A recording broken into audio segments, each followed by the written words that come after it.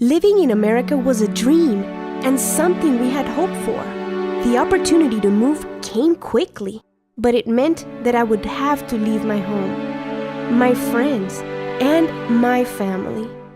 Living the dream meant that I would live a better life, but it meant that I would leave alone.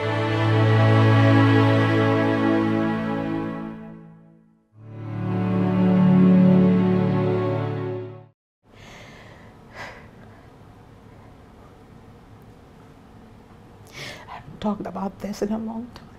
Not even 50 years of time has fully healed her heart, and this photo helps her remember her father the way she saw him last, when she came to the U.S. alone at the tender age of 11.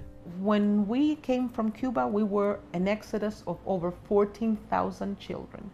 At that time, we were the largest ever.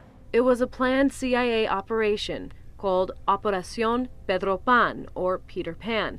It sought to give refuge to Cuban children in the midst of Fidel Castro's takeover.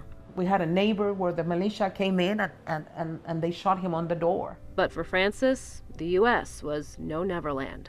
I was a child Monday night, and on Tuesday, by 11:30, I was an adult. The day Frances left Cuba was the last day she saw her father. I remember him eating and tears just falling on the plate. You know, and I was thinking, I'm not sure that this is a good idea. She and her mother were going to fly to the U.S. on a 30-day visa, then claim political asylum. But at the airport, they told my mother, there is a problem with your visa, but we recommend that you let her go. And once in Miami, everybody was receiving everybody, but there was nobody there for me. A social worker came to pick me up and took me to the refugee camp. And that is where Frances was raised until she was 16 years old. I was in a house where we had around 45 kids. They were just people that were placed in there to make sure that all these rules were followed. But there was no interaction. When I cried, there was nobody there. And you simply say, okay, I'm not gonna cry. And these things mold who you are. That's why today, when Frances turns on the TV and sees this. When we see these children, we see the faces of our own children. We see the faces of our own nieces and nephews. We see the faces of our community. Nothing is going to improve until the plane loads of children return to the country that they left.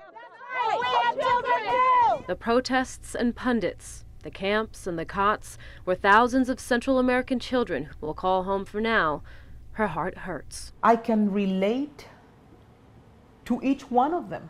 They're leaving everything for a place that they don't know.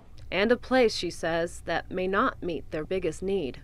I was never hungry while I was in the refugee camp. I never needed medical care that I didn't have. But there was nobody. So the children that are here by themselves, who's going to love these children? Who's going to stick by these children? Right now, we are loving on them. They need to be loved through. Would you have rather the U.S. sent you back to Cuba? Yes. At that time, yes. Yes. Even though it was violent, even though there was a chance of you seeing more of the... Yeah. And I love this country. And I would do anything and put this country first. But at what price? Your favor to me of giving me a place here cost me also. But this is what Gonzalez has gained. It's my children, my grandchildren, you know.